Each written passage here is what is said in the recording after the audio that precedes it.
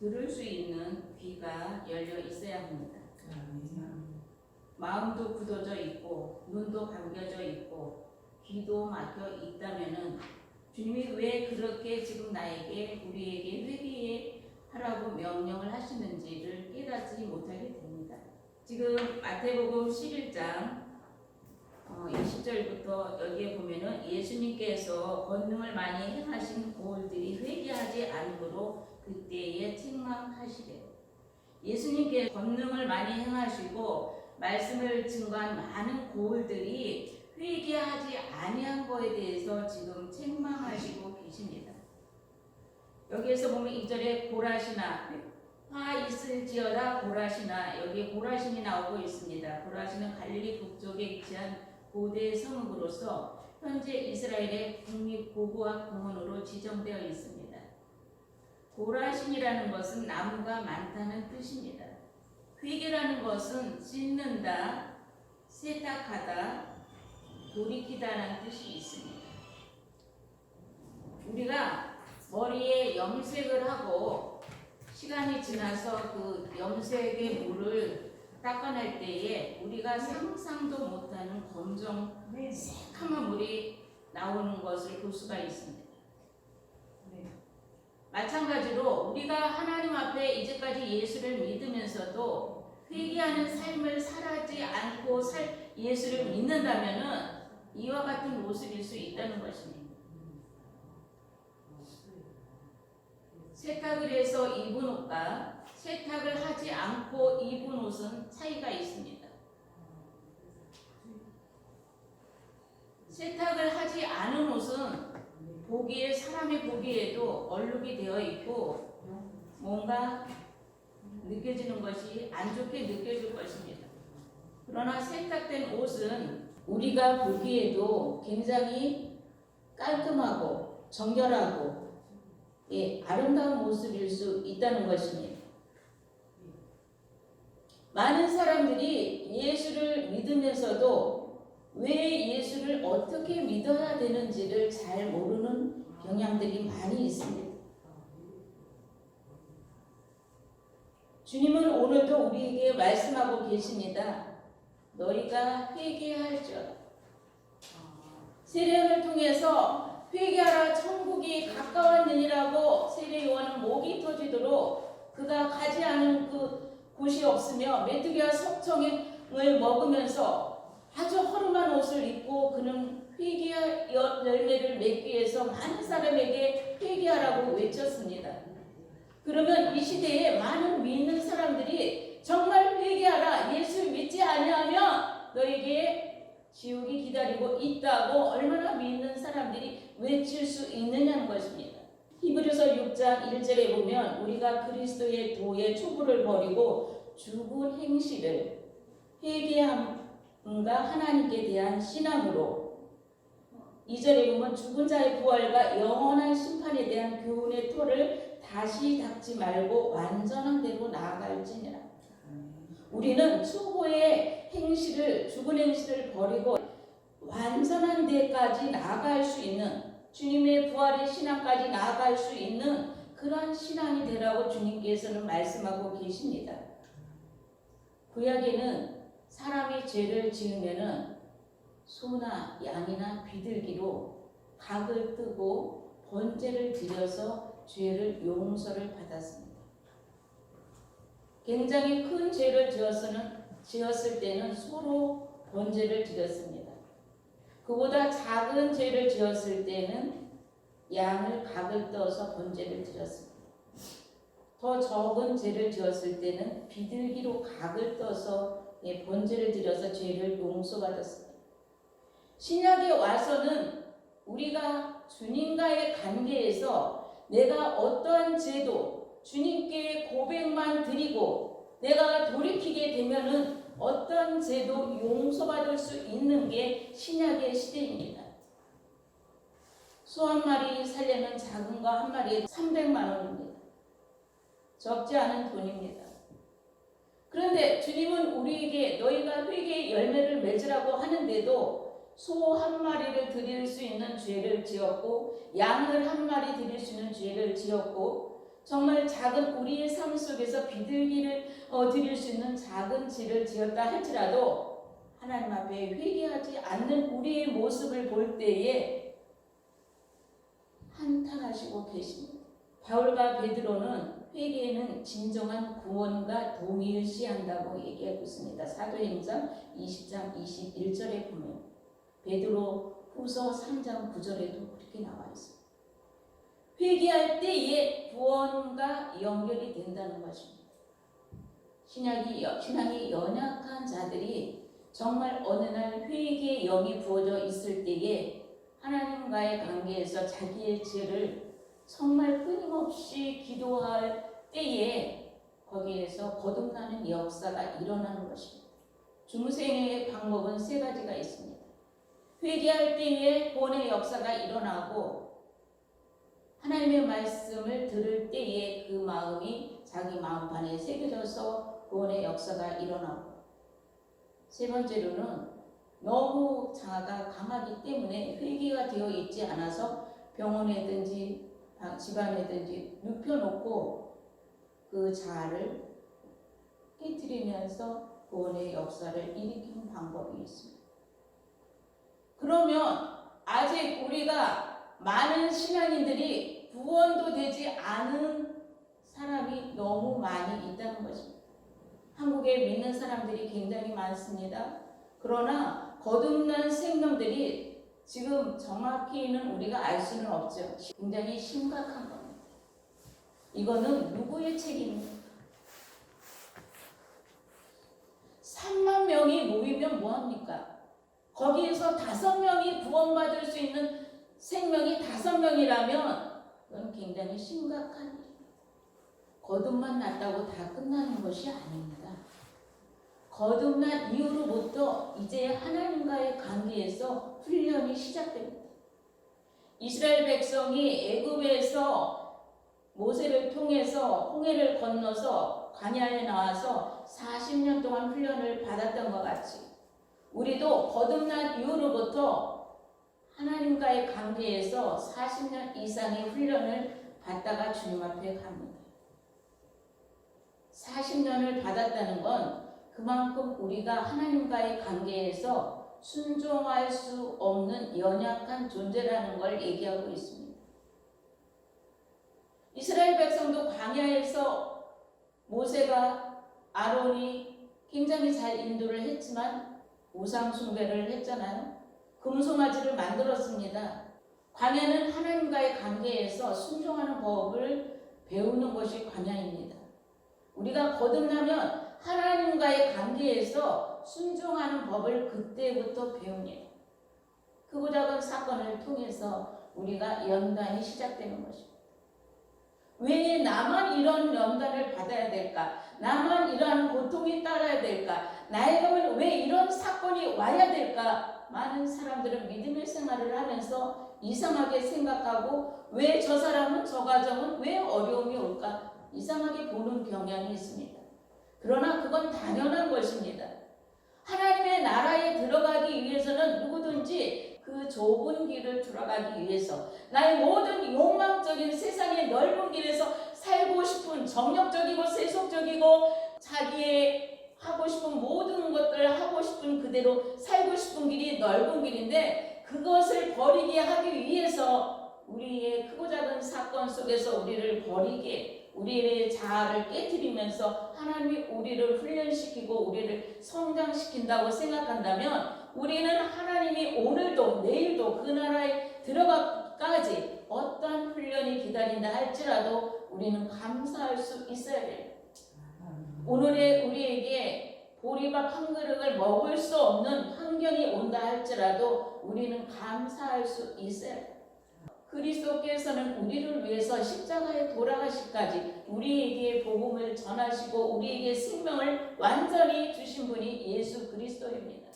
그렇다면 우리가 어떠한 고난 속에 있다 할지라도 그 고난을 감사할 수 있어야 된다는 것입니다. 회개할 때에 나의 돌같은 마음이 굳어진 마음이 녹여질 수 있습니다.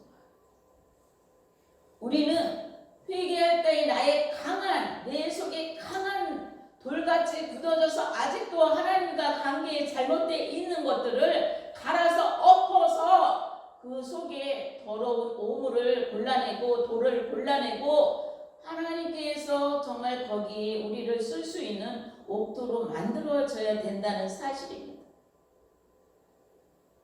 회개할 때의 신앙이 우리의 신앙이 회복이 되며 변화될 수 있습니다. 감사할 수 없는 것들이 감사하고 기도할 수 없는 신앙이 기도할 수 있고 순종하지 못한 신앙이 순종할 수 있고 하나님 앞에 바른 봉사가 되어 있지 않은 신앙이 봉사의 진정한 봉사로 나아갈 수 있는 것이 진정한 회개입니다. 회개는 날마다 우리의 삶 속에서 크고 작은 사건들을 우리에게 줄 때마다 그때마다 우리가 회개할 수 있는 그러한 마음의 가짐으로 가야 됩니다. 어떠한 상황 가운데서도 나에게 깨달아지는 뭔가 스치는데 내가 이게 죄성이라고 깨달으면 바로 그 자리에서 고백할 수 있는 신앙까지 우리가 바뀌어져야 된다는 것입니다. 그러기 위해서는 우리의 굳어져 있는 강박한 그 마음의 회개의 역사가 일어나고 돌이켜지고 변화돼야지만이 그때 하나님 앞에 고백할 수 있는 신앙으로 나아갈 수 있는 것입니다. 에스겔서 28장 21절부터 26절에 보면 두루와 시돈, 여기에 지금 21절에 보면은 고라시나 화이 있을 징조 벳사다야 너에게 행한 모든 권능을 두루와 시돈에게 행하였더라면 그들이 벌써 베옷을 입고 제에 앉아 회개하고 있으리라. 구약에는 어려운 일이 있으면 백성들이 다 같이 힘을 합해서 베옷을 입고 자기의 옷을 찢으면서 제에 앉아서 회개하는 것이 구약시대였습니다. 그러나 지금 신약의 은혜의 시대에 와서는 우리가 주님과의 1대1의 회개를 하기 때문에 정말 구약시대 같이 가슴을 찢으면서 회개하는 그러한 신앙이 얼마나 있을까요? 여기에서 두로는 스스로 자기 자신을 신의 자리까지 신격화시키고 두로왕이 영적인 교만과 지적인 교만을 다니엘보다 못할 것이 없다고 자기를 자처하며 교만한 그러한 사람이었습니다. 그에게 부족한 것이 없었습니다. 그는 많은 상권을 가지고 그가 얼마나 많은 재물로 부를 쌓은 사람입니다. 그러나 그에게 많은 재물이 왔을 때에 그는 자기의 신격화, 자기를 우상화하고 자기가 신과 같이 높아졌다는 것입니다. 오늘날 우리가 하나님 앞에서 모든 것이 잘 되면 우리도 교만해질 수 있고 우리도 자기가 어느 날 신인 줄 알고 높은 바벨탑 위에 올라앉아 있을 수 있는 게 인간입니다. 잘 되지 않는 것이 우리에게 축복일 수도 있습니다. 우리에게 어려운 상황에 환경에 처해져 있는 것이 축복일 수 있습니다.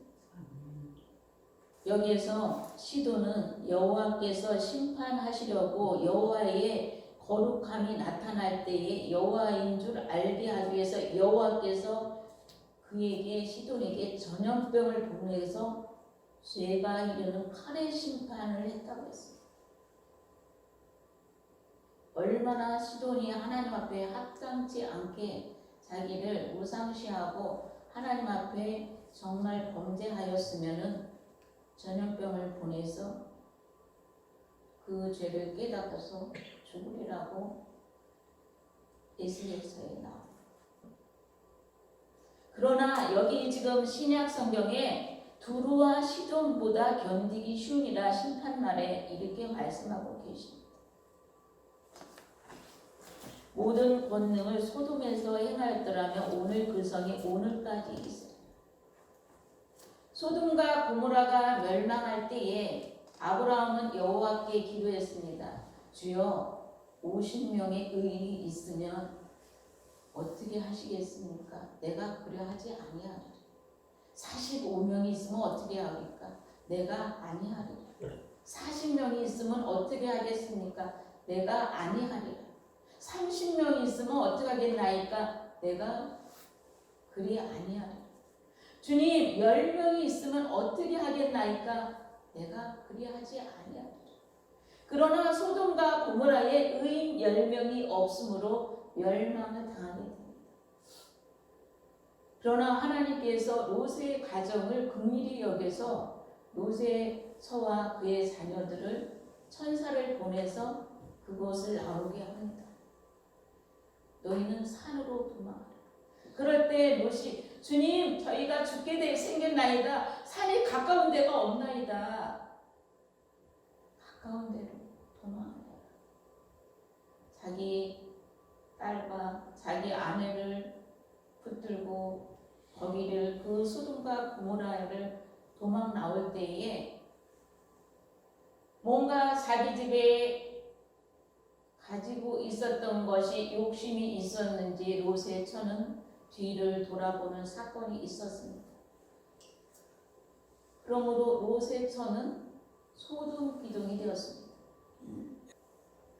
그리고 롯과 롯의 자녀들은 잘 무사히 산에까지 도망하기까지 여호와 하나님께서 지켜보시고 그들을 면하게 해주셨다고 말씀을 기록하고 있습니다. 오늘날 우리에게 하나님의 자녀들에게 롯과 같은 그러한 경우가 앞으로 온다는 사실. 너희가 이 시대가 어떤 시대인지를 분별하고 회개하고 돌이켜라. 나만 바라봐라. 좋은 길로 가라. 그렇게 말씀하실 때에 그 말씀이 무엇인지 알고 깨닫고 순종하는 가정과 그 믿음의 신앙은 롯의 가정과 같이 피할 길을 주시고 인도하여 주신다는 것입니다. 많은 사람들이 그리스도께서 다시 오신다는 사건은 다 알고 있습니다. 그러나 그 주님은 앞으로 오실 날이 멀었을 거야. 이렇게 생각하고 믿는 사람들이 신앙생활을 하고 있습니다. 주님은 오실 날이 그렇게 멀지 않을 수 있다는 것입니다. 주님이 오실 것을 가까이 오실 것을 믿고 미리 준비하는 사람은 롯의 가정과 같이 구원을 받을 수 있습니다. 그러나 한 심령이 자기의 믿음의 신앙을 잘 지키지 아니하면은 소돔과 같이 될 수 있고 우리가 자기도 모르는 어떠한 흑암의 권세에 우리가 사단에게 잡힐 수 있다는 사실.